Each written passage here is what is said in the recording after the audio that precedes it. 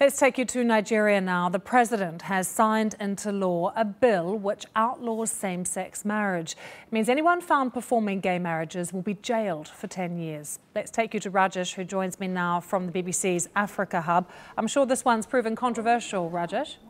It absolutely has, yeah. And as you can imagine, here we are in the BBC's headquarters in London. In this country, there's a certain perception of this story, but we are in the world's newsroom right here, and we like to challenge prejudice and bring you different perspectives from around the world. And we're fortunate to be able to do that because we have a lot of international expertise right here in the building. Right now, I want to introduce you to Mansur Lima, who is the editor of our Hausa language service. Mansur, thanks for taking some time out of your work to talk to us about this. You've been following this story.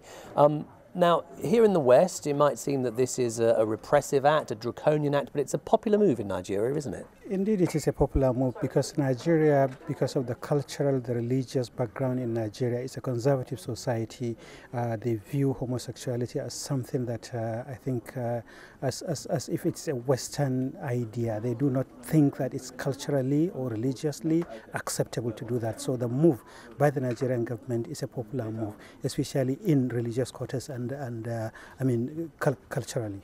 So if you are gay in Nigeria, I mean this is not a country with a developed gay culture.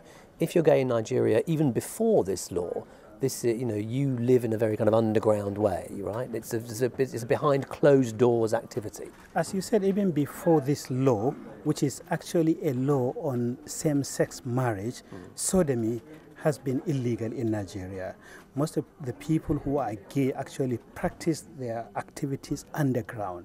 It's not something that you can come out and be proud of on the street because one, your relatives, your immediate community will resent that because it's not an acceptable thing in Nigeria. So most of it that has been happening, most of the activities that have been happening are underground activities.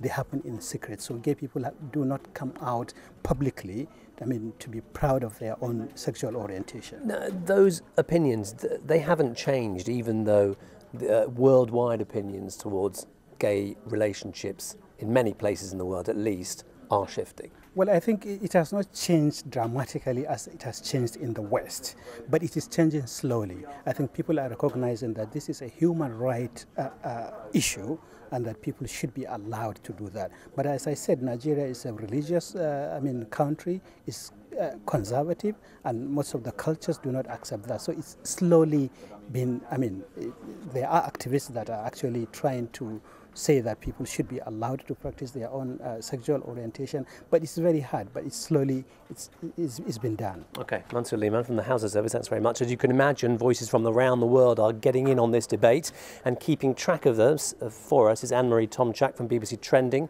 taking a look at what social media is saying. A lot of Twitter users in Nigeria, Anne-Marie, a lot of Twitter users around the world commenting on this. What are you picking up on?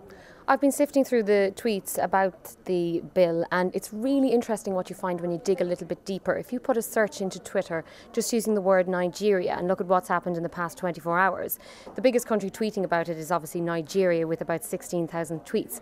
But interestingly, next biggest is the US. And when you look then further into the sentiment expressed in those tweets, most of the tweets coming from Nigeria, for example, are very in favour of the bill, and they're saying that it's actually very much encouraged in Nigeria. Just as Mansur was telling us, yeah. What about in America? In America, the language is much more emotional and very against it, calling it horrifyingly homophobic and vicious. So that's quite interesting. So it really depends on where you're looking for these tweets.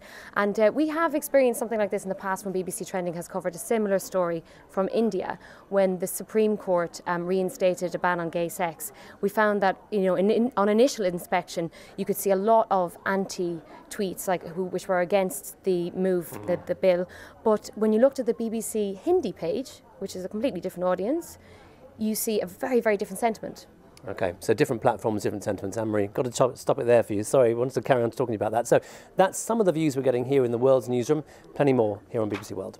Rajesh, thanks for joining us, Rajesh and the team there in the World's Newsroom.